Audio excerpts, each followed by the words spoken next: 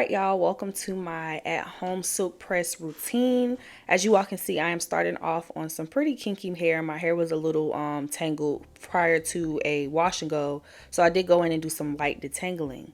So the first thing you want to do to ensure that you have a silky, flowy, weightless, professional silk press is to cleanse your hair. I'm going in with the Kenra clarifying shampoo. As you all know, that's probably one of my favorite clarifying shampoos at this time, and that's going to remove any product buildup, oils, dirt, grime that I have on my hair.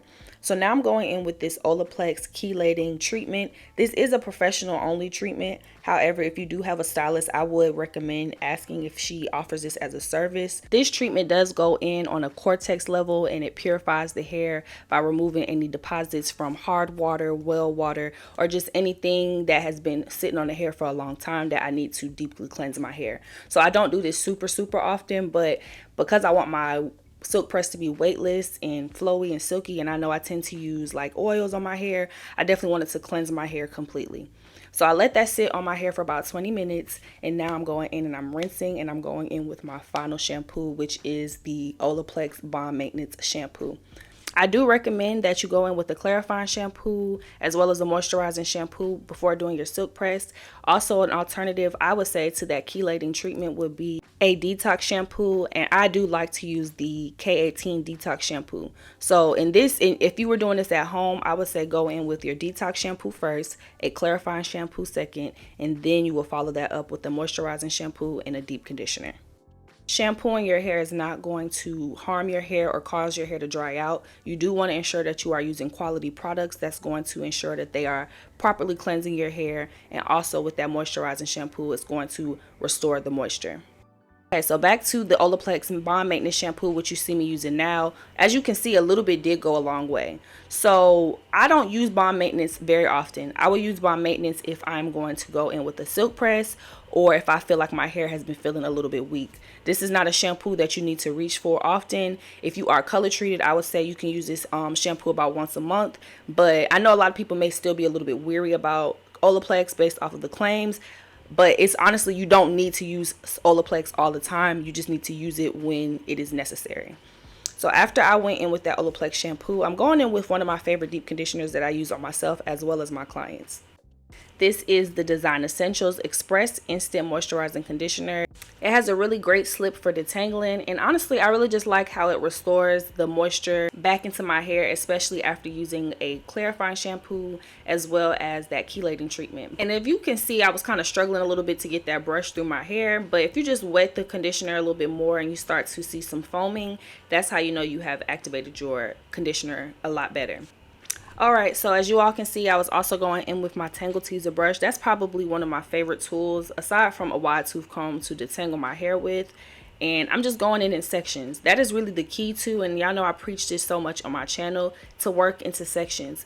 If your hair is super tangled, you may want to work in smaller sections, but since my hair wasn't the most tangled, I'm just going in with 4 sections around my entire head. So I did just let the deep conditioner sit while I was taking the rest of my shower, and this is how my hair looks after I rinsed it out. Juicy, beautiful, hydrated.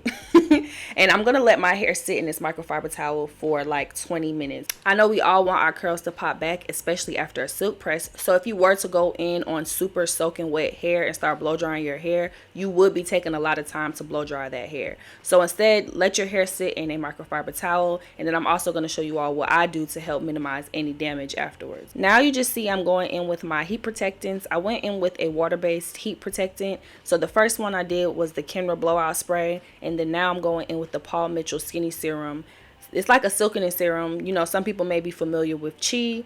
I used to use Chi, but I also like to use this Paul Mitchell Skinny Serum on my hair. A little does go a long way, so I like to heat it up in my palms and then first apply it to the shafts or the ends of my hair and then work my way up. Okay, so now I'm preparing my hair to go underneath the dryer just for like 20 minutes just to get my roots dry, and then also just so I don't have to go in with my direct heat as much. So I'm just making 6 sections in total. If you have more dense hair, I would say you may want to go in with a few more sections just so that you can ensure that your roots are completely dry.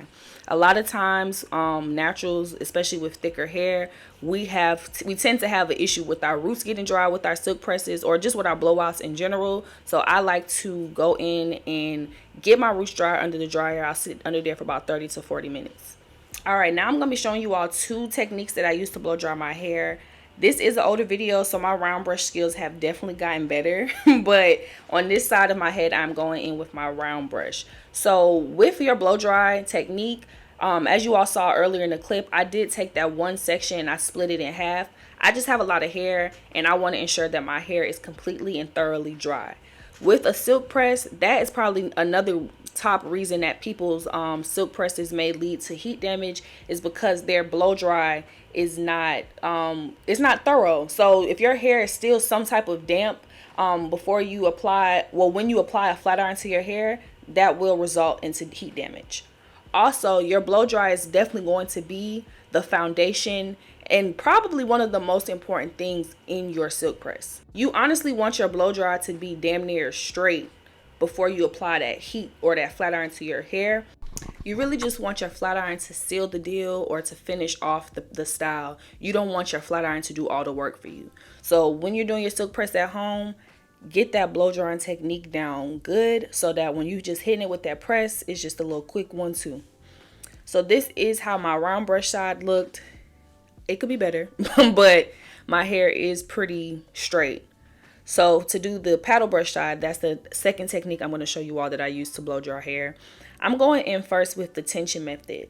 So I'm holding my hair taut, not really hard, but kind of taut, and I'm just going in with the blow dry to get the entirety or that shaft of my hair dry. Also, please, y'all, with your blow dryers at home, please make sure that you're using your concentrator nozzle. That's going to really, again, it's a concentrator nozzle, so it's going to concentrate that heat in the section of that hair, and it's going to just be extremely direct. So it's like all of that air is just going into that section, opposed to if you didn't have that nozzle on, the air is going every which way. Now I'm going in with my Paul Mitchell paddle brush, and I'm just brushing the hair. Like, I'm just going in and I'm getting it thoroughly dry. If you do have split ends, you would not necessarily be, or like severe split ends, you wouldn't be able to really go in like this. So I would recommend, if you have split ends on your hair, and you would know, I would say start at the bottom of the hair with this paddle brush and then work your way up the shaft. That would just save yourself a headache and it would just make the process a lot smoother. So this is how this section looked after I blew it out, and this is my whole head after I blew everything out. I do go in with a little bit of that skinny serum, just a little bit more after I blow my hair out, and I kind of put it more so towards the ends, and again that excess or whatever I have left towards the shaft, not the shaft, but more so like the roots and the top of my hair. And then I just hit it with the blow dryer. Well, I'll hit the blow dryer over my whole head one last time just to ensure that everything is thoroughly dry. All right, and this is my hair blow dried. So as you all can see, the results for the blow dry, the paddle brush side, as well as the round brush side are kind of similar. Honestly, they look the damn same to me. But I will show you all an updated round brush blow drying technique. Now it is time to begin the flat iron process. So I did just spray a little bit of Hot Off the Press by Paul Mitchell. It is just like another heat protectant. My hair is in 4 sections, and I like to start in the back. So for me, to ensure that my silk press is like the best, I like to work in smaller sections. I am going in with the Babyliss Pro. I think this is the 1-inch flat iron. This is a titanium flat iron. I wouldn't recommend a titanium flat iron to someone who is going to be flat ironing their hair at home. I would say to look more into a ceramic flat iron, just because you're more likely to go and do touch-ups on your hair, and titanium can be just a lot to be doing at home. Like, this is a press that you probably just press your hair once. Like, I don't touch my hair up. After I press it one time, if it gets poofy or anything like that, I just let it rock. I don't go back over a whole bunch of times with a flat iron. So I'm going in. The flat iron is at a 410 degrees. If your hair is a little bit more coarse than mine, I would say do about 425, 450. And as you all can see, I clapped the roots twice, and then I went in with these combs that are like heat resistant, and I did what's called the chaser method. So that's going to ensure that one, you only have to do one pass on your hair. And then two, any split ends, tangles, knots while I'm pressing the hair are pretty much cleared for the flat iron. So it's just going to result into some smooth results. So here's my hair. It probably took me honestly like 30 minutes to press my entire head. And now I'm just going in and I'm cleaning up my ends, doing a little trim. And of course, I'm going in with some professional shears to ensure that I'm not causing my hair to split more. I would say if you are going to trim your hair at home, please do not just use those hair scissors, and definitely don't use kitchen scissors. You want to ensure that you're using sharp scissors or sharp shears so that you are getting a precise cut.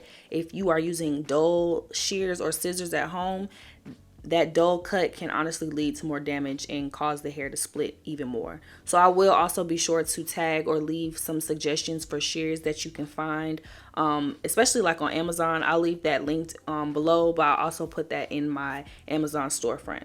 So yeah, I'm just cleaning up my layers. I did get a trim from this. Like I said, this video is last year, but I do know before I did this silk press, I did get a pretty good cut slash trim. So I'm just cleaning it up because I like my ends to be really clean and neat, especially when I'm working a silk press. All right, now I'm going in with the Kenra Design Spray number 9. It is a very light hold hairspray, and I like it because honestly, like I said before, I really like my silk presses to be flowy and very lightweight, so I don't go in with heavy greasy products on my hair. I want it to be very flowy and effortless and to last, because my hair tends to get very, very, very oily very quick, especially when I'm doing a silk press. So I went in with this hairspray so that I can kind of bump my ends. It's not giving James Brown. It's just giving like a very nice light bump so that my that's how I like to finish off my hair. I don't want it to just be like that straightness, especially since I have layers. I want everything to flow very seamlessly. So when I do go in and bump my ends, I make sure I turn down the flat iron because I don't need it to be at an extreme heat. My hair is already pretty, it's straight already. So I'm just going in and I'm just doing some finishing touches. So you don't need super extreme heat to just bump the ends. So this is probably one of the last things I do to ensure that my silk press, is just, the deal is sealed. I'm going to start to wrap my hair and I part it behind my ear and I start to go in a circle motion, and I just kind of hold one hand on my head as I brush around my hair. I hope that makes sense. And I'll show you guys how I do this one more time. But this is so that I can put on a processing cap, or you can use saran wrap, and I sit under the dryer for about 5 minutes just to seal the deal for my silk press. It's going to make it extremely flowy and seamless. So if your hair was like, say you went in with really tight curls and then you wrapped your hair and then you did the same method, it would give that real like rich body look instead of that tight curl look. So that's another reason people also use that method of wrapping the hair and sitting under the dryer. So this is my hair after I take it down. I love the results. I just love a good silk press. And I'm going in now with a little bit of Kenra anti-frizz spray, just because when I did press this hair out, it was like a rainy season, and I tend to like not even try to play those games, but I wanted my hair pressed. So I definitely wanted to just make sure that I can protect myself from any type of humidity that I may run into. And this is my hair. I love a little silk press. I love a good straight little shiny silk press. And this is how I preserve my hair. I just brush all of the hair forward, similar to the wrap that you all seen me do when I went under the dryer. I'm just going to begin to wrap my hair. I don't like to do it in the middle or on a part like a series or a super side part, because that'll just leave an indentation. I just go in and I just wrap the hair, hold it. I take a wig cap, but you can also take a tubie. You don't have to wrap the hair all the way. And I don't like to use bobby pins because I don't like any type of indentation on my hair or any reason to have to repress my hair. So I take that wrap and then I just start to move, or like you see how I'm kind of maneuvering the wig cap on my hair so that everything is nice and flat. I tie a scarf and then I throw on a bonnet, and that is how I keep my silk press nice and straight.